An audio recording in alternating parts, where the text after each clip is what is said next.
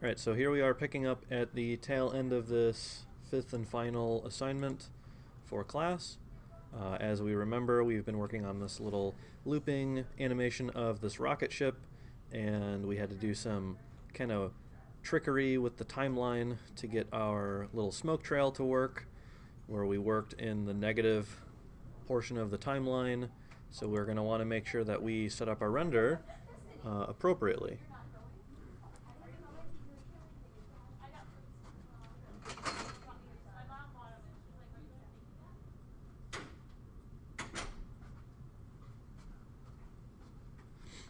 So, because we have this 30 frames before our 0 point, we are going to want to check in on our old friend, the render settings.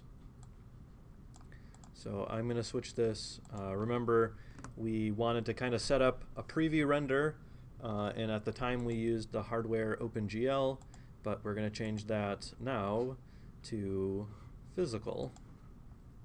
I'm going to try this out. So again, in our output, we want to make sure that manually, or we just want to verify that we are rendering from 0 to 60, and we're not going to be rendering negative frames because that'll totally break the way that the files get named and output. So it's okay for our project, for our needs, that we use that negative time, but we want to make sure that we don't output that, in my case. So when we click render now, hopefully, nope. What's the deal here?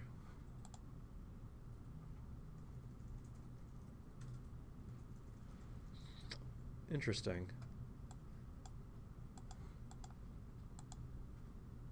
Okay, so we're not going to change that to physical. We're going to leave it on standard because apparently this computer didn't like that. So we just want to check our anti-aliasing, and in this case, the filter, and that should be good because we left off at a pretty good spot. If we click render, we have a little bit of lighting, which I did simply just by using some cone lights with the volumetric settings, which we went over for all the sort of dusty stuff that we've got going on. It's actually, I think, a little bit strong over here on the right, so I'm going to tone that down just a little bit. There we go. That's not too harsh over there now. So I think we're good. We just have to output or set up the name for the files that we output. So we're going to navigate to our folder.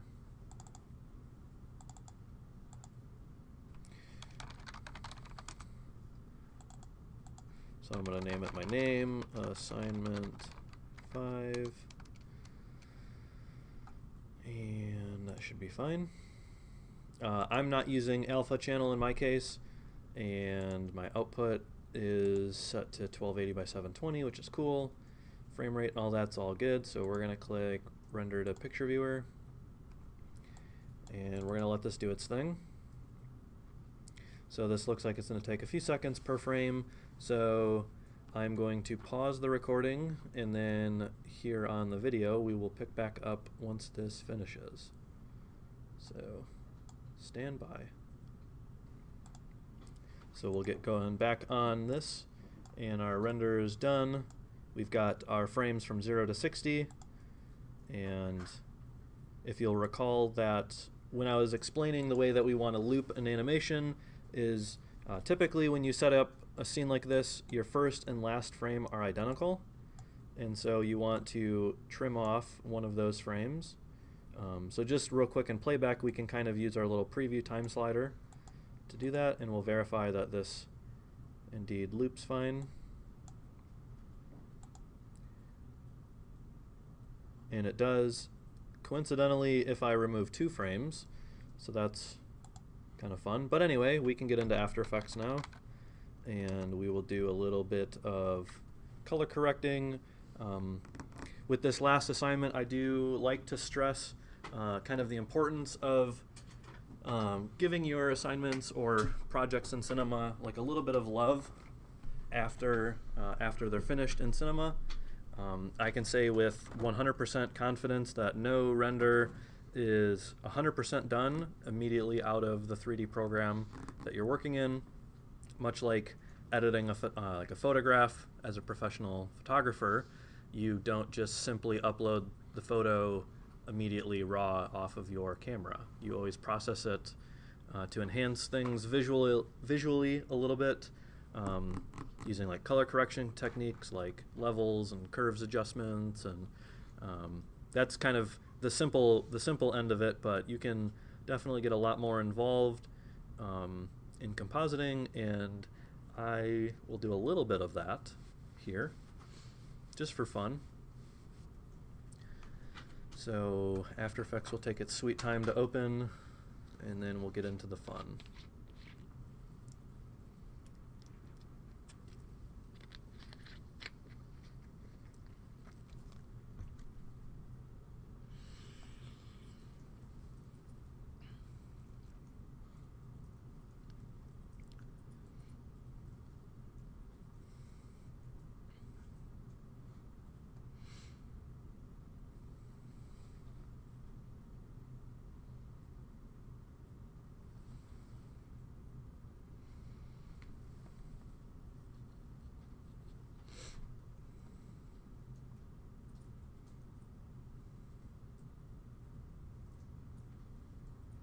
Alrighty, so hopefully you fast forwarded through that in the video, because that took like 3 minutes.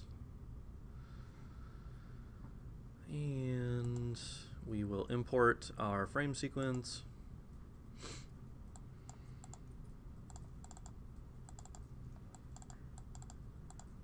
So I found my first frame. I want to verify that sequence is checked on, and then I can import it. So if I look at this, close that, I can verify that this has all 60 frames of my animation, or however long yours is. If you're doing like the non kind of looping style, I would hope that it's somewhere in the ballpark of 5 to 10 seconds. And then we can drag that down into our timeline and make our composition, and we can just verify that it's playing by hitting spacebar. So cool. So now we can do stuff to it. So I had the fun idea of making this look almost kind of like old VHS tape kind of footage. I don't know why, but I feel like I want to do that, so I'm going to do that. So we're going to want to start by creating sort of like the interlacing effect, you know, the sort of horizontal lines that go between the different lines of our screen. So I'm going to do that. I'm going to try to keep this as light as I can. I know it's not an After Effects course proper, but I'm just going to make a solid. And in that solid settings, I should have made the height, I'm going to make them 2 pixels tall. Actually, no. I'm going to do this with a shape layer. So we're going to learn about shape layers.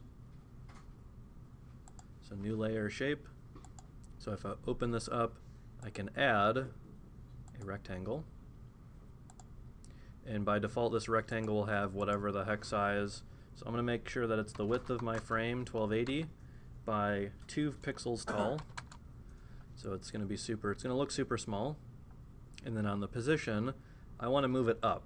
So I am going to use its position Y value, and I want to figure out exactly how many pixels I want to move it up, because basically we want to alternate these horizontal lines, kind of like interlace effect, every other pair of 2 pixels. So there's an easy way to copy this instead of just making a layer and like duplicating it a few hundred times. That would be kind of silly. We have a thing called the repeater. So if we add the repeater, here we are. We open up the repeater properties. If I give myself a little bit more vertical room, I want to go into the transform settings of the repeater. And instead of, because right now it is duplicating it rightwards 100 pixels. That's not what I want. I want it to go downwards either 2 or 4 pixels. And we'll see if this is working, hopefully. Ah, that's right. I need to add a fill. So I'm going to remove the stroke and add a fill of white, hopefully. Nope. Okay. Contents, add fill. We don't want red, we want white. There we are. Okay, so it is working. But in our repeater, we only have 3 copies. So we want to zoom out and raise this number of copies until it fills up our whole screen. So it's going to look weird at first, and that's just because this effect is like too strong. So I can just lower its opacity of this layer. The shortcut for that is T on your keyboard. T for transparency, even though it's called opacity. And I can just make this a lot more subtle. So let's try 5%. So that might be fine. Hard to see on this tiny of a monitor, that's for sure. And even though it doesn't make sense, I'm actually going to make these lines spread out more apart. Actual like old footage that's interlaced definitely does not work like this.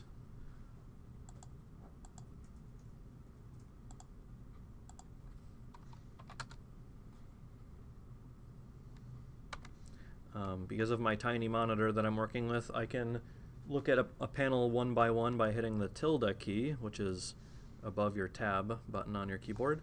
So this looks a little bit better to me, even though again it's not kind of true to what interlaced footage looks like, but that's fine. So we're going to call this interlacing lines, just using my enter key to name it. And then we're going to add an adjustment layer. And this is where we're going to do some of the color correction effects. So we're going to add our adjustment layer. And then on the side over here in the effects and presets menu, once it loads.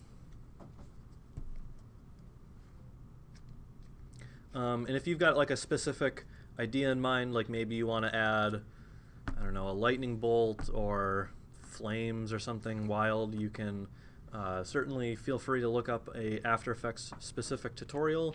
I know After Effects pretty well, but you know, I don't want to go too in depth because that's not the core concept of this class. So if you do decide to look up, you know, a cool effect or some sort, I can help you out a little bit, but you know, I just don't want to bog down the whole class. So the first thing we're going to start with is curves, and I want to kind of explain the curves effect. So here we are, we've got our menu. So this is, if you're just looking at it, it might not be immediately obvious of what's going on, so I'll just kind of explain. So in the bottom left here we have this part of the line represents the dark or the black pixels in our image, and up here and to the right represents the white or bright value pixels of our image. So right now we have a straight line going from black to white, which means that this is kind of like neutral. We're not affecting positively or negatively any of the different portions of our render. So what I can do is if I take this bottom handle, which represents the black values, and if I lift this all the way up, we'll see that this image will become purely white. Because basically I'm telling all of the black pixels, which are represented over here, I'm telling them, actually, you know, don't be a dark pixel, be a bright pixel. And kind of the opposite effect of that is if we grab the other end, which represents the white pixels on the right, if we bring this all the way down, we'll see that everything is now turning black. So, okay, that doesn't really make a whole lot of sense. Neither of those use cases are really anything that you would ever run into, but something that you would run into is what we call an S-curve. So an S-curve is a technique that accentuates the lights and the darks, kind of like just using contrast, like the contrast effect. So what we can do is we can make a point kind of on that first kind of intersection, sort of this is the 25% mark, and up here is the 75% mark. And if we bring the bright portion up and the dark portion down, we'll see that this looks similarly to basically increasing the contrast. If you were to just type in contrast and add that effect, this is similar or pretty much like what you would expect to get out of that. So it's making the darker sections darker and the brighter sections brighter. Hopefully I'm not being too boring, but I'm just trying to be thorough in my explanation. So we're seeing here that the sort of darker portions of space are looking more dark and spacey, and the brighter portions are looking a little bit more kind of hazy. So that's kind of usually, you know, step one or tool number one in your, you know, tool bag of color correction techniques. There is also the levels effect, and using the levels effect is kind of similar in an explanation, but it has a little bit different of a readout. So instead of it being like a vertical sort of graph, this kind of looks like a math graph from like your graphing calculator or whatever. This is more of just a horizontal line, but it functions similarly in that if we again bring the black pixels in a little bit and the white pixels in a little bit, we'll see that this is again achieving kind of a similar effect. So you might say, well, the pair of those is kind of redundant, and you would be right. I just want to kind of explain the two different use cases. The levels effect is a little bit more unique in that if you want to affect sort of like the middle portions only, it's a little bit more effective than the curves. So that's that. What else can we do? We can always use our friend the Hue and Saturation. So if we wanted to, let's just say we were showing this to our client and they're like, make the fire more fiery. You'd be like, okay. So instead of re-rendering it, what you could maybe try to do is add your Hue and Saturation, and by default on this color channel we have the master, which kind of just controls everything. If we were to bump up the saturation on this, we'll see that our purple is going to become way more purple, almost too purple. So I don't want to do that on the master. What I would rather do in this imaginary scenario of the client asking for more fiery looking fire is I would want to change this to reds, or maybe even yellows as well, and bump up maybe only the saturation on the reds. And we'll do that as well on the yellows. So if I kind of turn that on and off, we'll see that we are making the fire sort of more prevalent, but not the whole, you know, the whole scene. So let's just say you were making like a landscape scene of some sort, and you're like, oh, I'm not really happy with the green value that I picked in Cinema. Instead of needing to re-render the whole thing, you could use the Hue and Saturation node, change it to green, and then like maybe bump up the greens or whatever. Just, you know, kind of an idea. I want to bring to our attention here the power that we have in After Effects to help ourselves from not having to re-render like an entire project, because sometimes that's not an option because some renders take a very long time. Yeah, so I'm gonna dial this effect down a little bit on the reds and yellows. I kind of like increasing a little bit, but maybe a little bit too much at where I had it. And I liked the curves, and this levels is a little bit too much.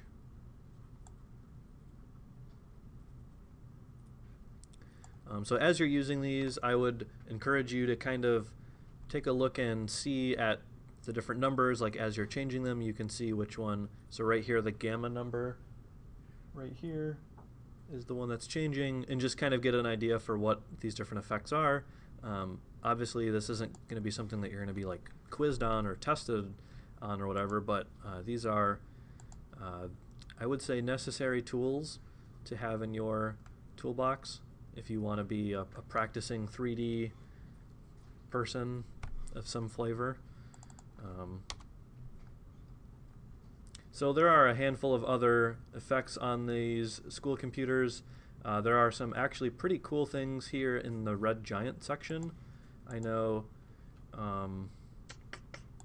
in this magic bullet there's a thing called film and looks, and these are kind of cool on their own. So just real quick, I'm going to make a new adjustment layer, and I'm going to apply the looks effect from the red giant RG. Sorry, it's red RG, but it stands for red giant. So we're going to apply this looks thing. And if you are a fan of like Instagram filters, this is kind of like that, but on steroids. So this, I'll kind of close out on this. So if we hit the edit button on our looks effect, it will open up this kind of new interface. And I'm not really a fan of the way that this interface works, because it requires you to like mouse over random stuff and like hope for things to happen. It's just kind of like weird. But over here on the left, if we mouse over this word that says looks, we'll see that this whole list of presets comes up. And if we click through these different presets, we can see, again, it's kind of frustrating. You can mouse over them. That works a little bit better. So there are a whole lot of these, and I'm going to just look through one of these maybe. This looks cool. Cool, so let's just say that was the filter that I liked. There are some other things in here. So again, we have our S-curve effect that I just kind of explained. I really am not a fan of the way that this interface works, but if you want to poke around through these, you can see all of these other different effects that you can add, and you kind of like click and drag them down into here, and then they have like different settings and stuff. Kind of unintuitive, like I said, but cool nonetheless. And I think you can turn them on and off. If you really want to get fancy, you can look at them sort of one by one. Cool, sure. So I can hit the check mark, and that'll accept that, and now I've got like a totally different looking effect of what my footage looks like. And this actually looks pretty cool. So again, I can just kind of hit spacebar. And again, I want to trim off 2 frames off the end.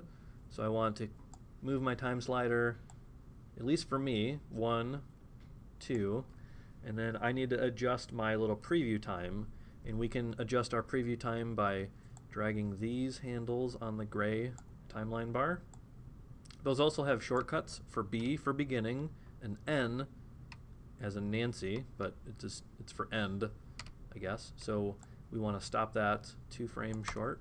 And if we hit spacebar, we have our looping animation, all cool, awesome, fun.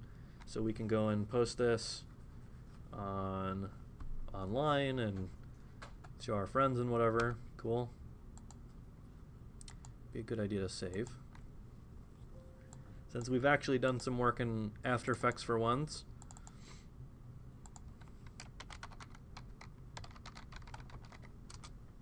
instead of just immediately opening up and resaving out our movie file, which isn't really much work, this would be a shame if I lost all this hard work. I would be devastated. Alright, we'll wrap this up. So we'll go to Composition, Add to Render Queue. So again, we want to change our format to QuickTime, and then change the format option, because we don't want to use animation, because that'll make a super huge file. In our case, H.264 will get the job done and have a reasonable file size. So you can hit OK. We want to input our name for the file by clicking on this Not Yet Specified, and it'll go right wherever my project file was, which is cool. It saves me a click. And I can hit render, and we'll see a blue progress bar, and we'll hear a loud chime.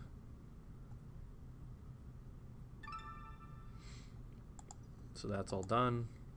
We can verify that the file was made by twirling down the little arrow, and it'll navigate us to our folder. And here's my movie file. All cool. So I can copy that and turn it into the turn-in folder.